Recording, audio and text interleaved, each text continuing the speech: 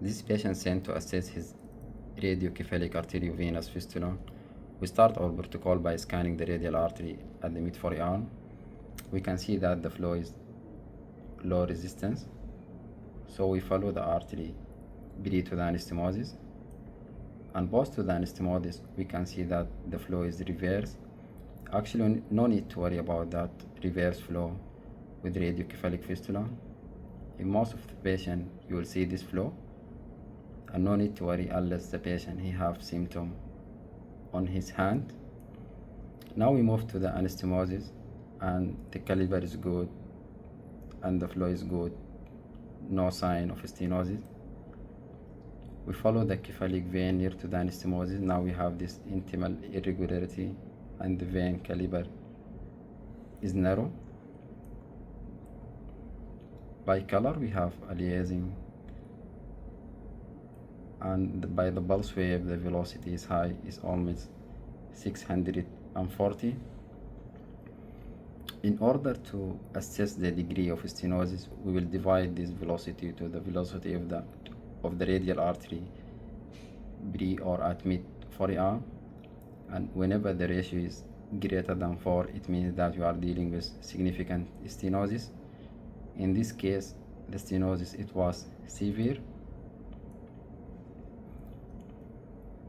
You can see that here the anastomosis, and as we follow the cephalic vein is diseased with some intimal irregularity. So all this segment is narrow.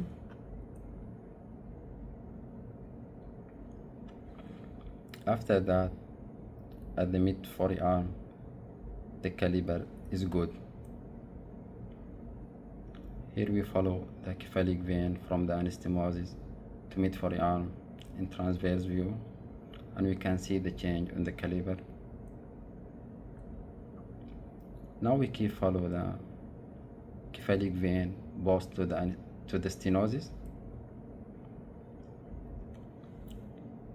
Here at the site of the puncture we have some hematoma around the cephalic vein, and also there is branch at the mid forearm.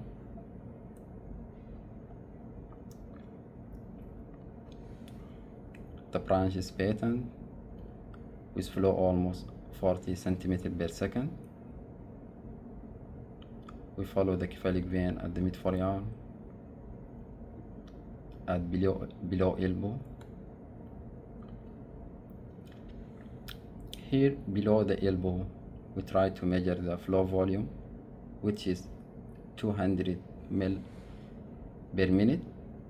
It means the flow volume is low. For sure, when we have severe stenosis at the anastomosis or near to the anastomosis, that it will affect the flow volume. The normal flow volume, it should be greater than 600 ml per minute. And whenever you measure the flow volume, you have to look for straight vein, avoid tortuous vein, and try to take like 2 to 3 measurements and then take the average. Now we follow the cephalic vein above to the elbow, and that branch now it is rejoined to the cephalic vein.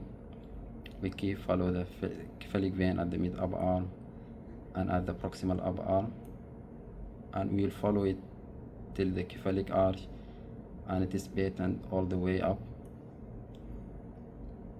Now we check the patency of the axillary vein, subclavian, and the brachiocephalic vein to make sure that there is no central stenosis.